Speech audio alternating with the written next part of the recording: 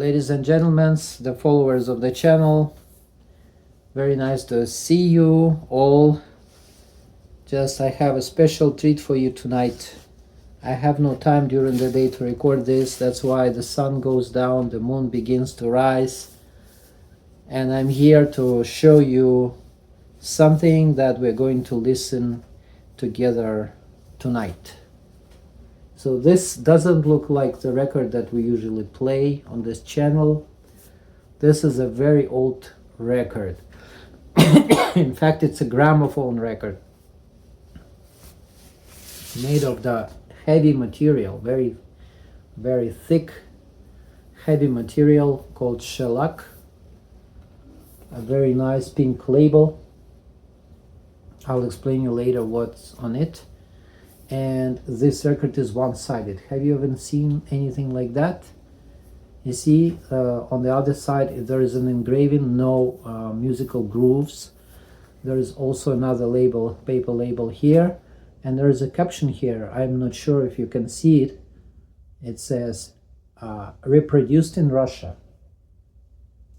Yeah, so the thing is that I have two separate collections of records. One collection of records that you can see on behind of me is the LPs, bands from the 60s and 70s, but the gramophone record is a totally different thing for me, because I don't have any American or English records of this type. I only have Russian records, and I have a collection of about 200 or 300 records. So this is a generic sleeve, original one.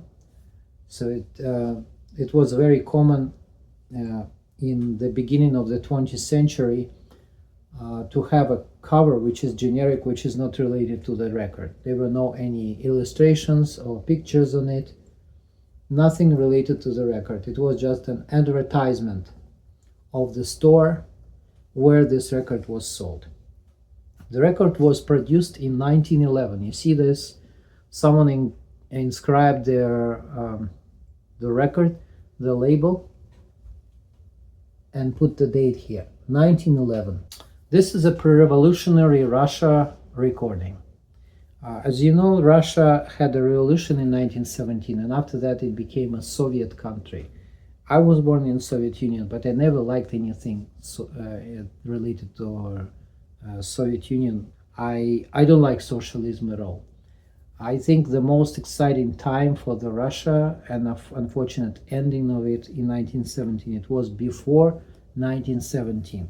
The culture was more diverse, more unique, and this is a great artifact of that time. The first ever records that appeared on the market with the music and the entertainment that was available for sale and was available in the stores, those records appeared in United States in around 1892 or 1893. Before there, the recording of the sound was more experimental. In 1892 it became a business, it became an industry. So a couple of guys from England came to Russia in 1899 to record first of the Russian-speaking artists.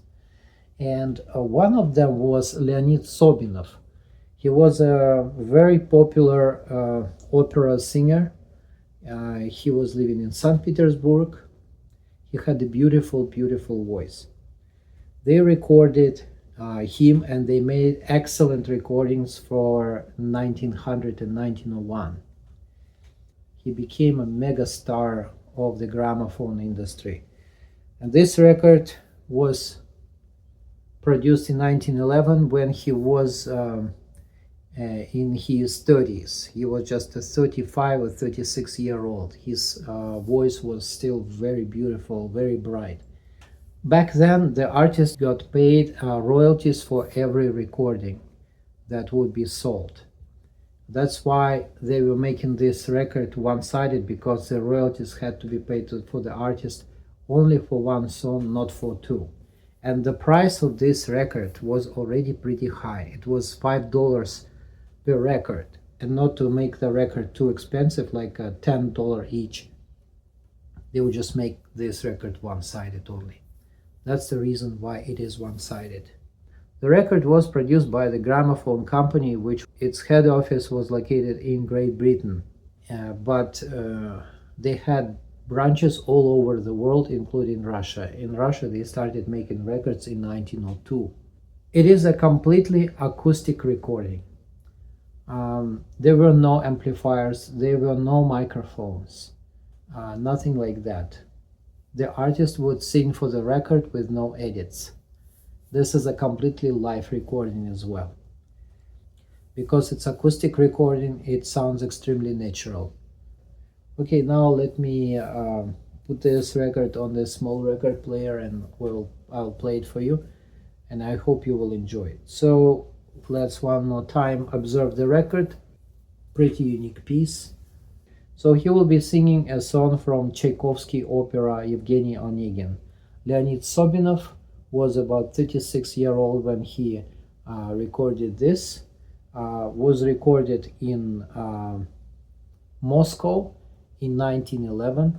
Exceptionally great recording for 1911, I must tell you. Okay, let's listen to it.